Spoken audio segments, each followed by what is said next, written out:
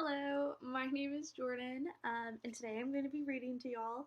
So, I am actually a graduate student who is still in grad school and isn't working with kids currently this semester. I'm at the Stroke Center, so obviously not working with children. So, I'm just going to be reading my book to you guys. This is a book that I've actually read in my previous practicums in the schools in Denton ISD. This is one of my all-time favorite books. It's really good because it is really great at showing social emotional topics and things along those lines. And honestly, you can't beat how cute this little pigeon is. All my students have always adored him. So basically what I usually do during my literacy lessons, which I have done a couple of, because I think they're really fun and are really great, is I usually look at my child's goals that we're working on. Usually with literacy, we're talking about WH questions, inferencing, story structure, idioms, any type of that kind of vocabulary use, sequencing, things along those lines. So I try to pick goals and then design the book and my read aloud kind of structure based on that.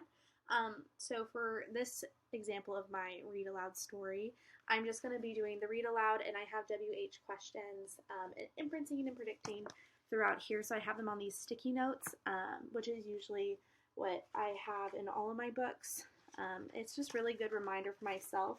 Sometimes the kids get a little distracted, so I'll just like cover them up that way. I have most of these memorized. So that's kind of usually what I do. And I make sure I always tell my students to listen really well, because at the end of the stories, I've always learned to do this through SFA, actually taught me how to do this in undergrad, is I make little characters or puppets of the story characters, and whoever has like the best listening ears, if I'm using a group, or if it's just a one-on-one, gets to retell me the story with my little dudes. So it's a little bit of a motivation just to keep them engaged and listening. And it's also fun for them so that they get to be the pigeon and they get to scream about the bus. So that's just a fun thing that I always do. So I always talk about that beforehand. Whoever shows me the best listening ears and the listening body gets to be the first to do this. So now that I've kind of given my introduction, let's read. So let me adjust myself. So today we're going to be reading Don't Let the Pigeon Drive the Bus. Don't let the pigeon drive the bus. So the pigeon in this picture looks like he is dreaming. See this big white cloud in the shadow? It looks like he is thinking about something. I think the pigeon is dreaming about what it would be like to drive a bus. He looks so happy. And he's waving in some of these pictures. He's tipping his hat. He just looks so excited. Why do you think the pigeon would want to drive a bus? And then my students would answer. Hi, I'm the bus driver. Listen, I've got to leave for a while. Can you watch things for me until I get back? Thanks. And remember, don't let the pigeon drive the bus. The bus driver needs to leave for a little bit. Maybe he needs to use the restroom, or maybe he needs to get a snack. He sounded really concerned or scared and worried about his bus. Why do you think the pigeon would want to do that? Why do you think he would want to drive the bus? And what do you think would actually happen if a pigeon drove the bus? And my students would respond.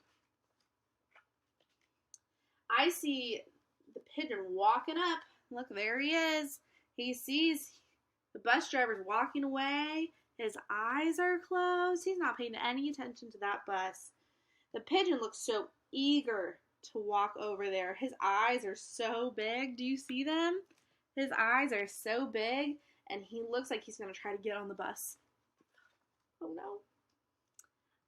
I thought he'd never leave. If the bus driver stays near the bus, the pigeon would never be able to get on the bus. But now, I think he might attempt to get on the bus. How do you think the pigeon would try to get on the bus anyways? Do you think he would fly? Think he would hop? And my students would answer.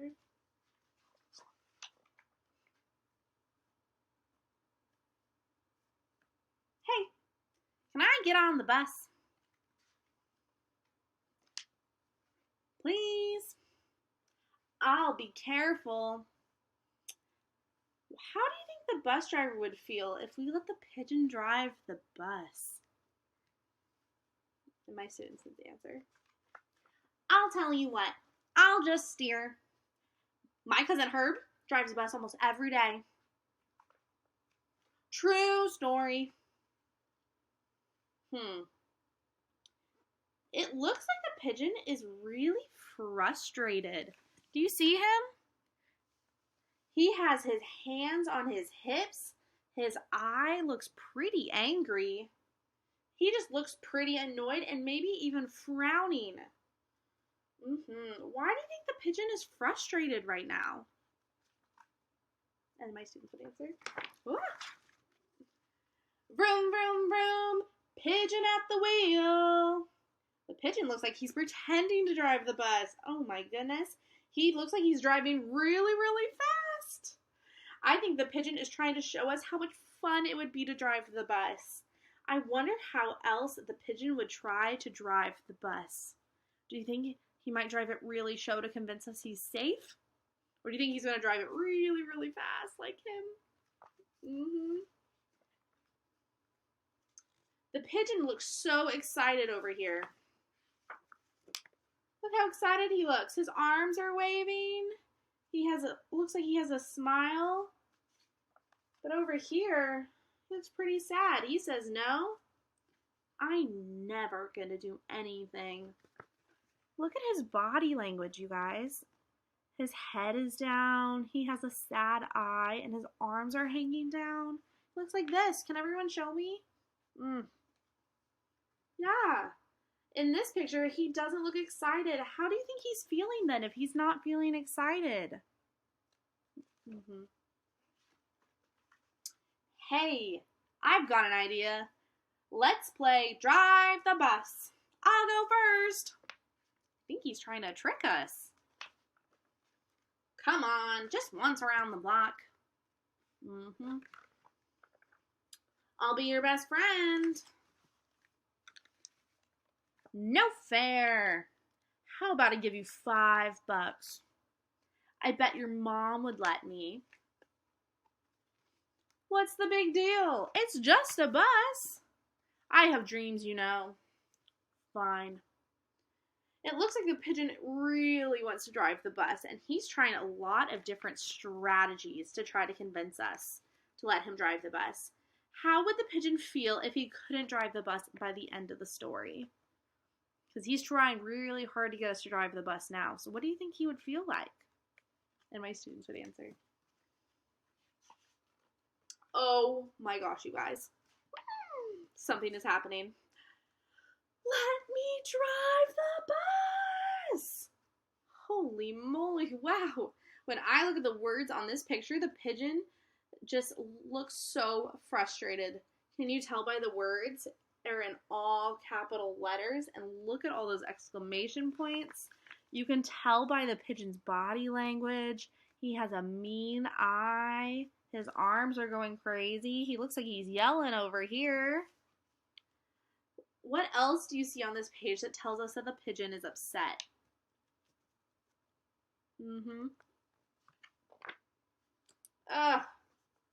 This page reminds me of one that we've already seen. Have you seen him look like this before? What emotion was he feeling? The pigeon is looking at the ground and he's frowning. Why do you think the pigeon is frustrated again? Students would answer. I'm back. Did you let the pigeon drive the bus? And great. Thanks. Uh-oh. He looks kind of nervous. The bus driver came back and we did our job. We didn't let the pigeon drive the bus just like he asked. I see that a thought cloud above him said, oh no, and he looks really scared. Do you guys see that? He looks so scared. Why is the pigeon scared now that the bus driver is back? And the students would answer. Bye. Oh no. Look at our pigeon. What do you guys think he's feeling? Oh, he looks so sad. There goes the bus and the bus driver, and I can see the pigeon standing nearby, and he looks so sad. He's even looking at the ground. The pigeon was really excited about being able to drive the bus because that's an experience that doesn't happen very often and would be so special. He looks so disappointed.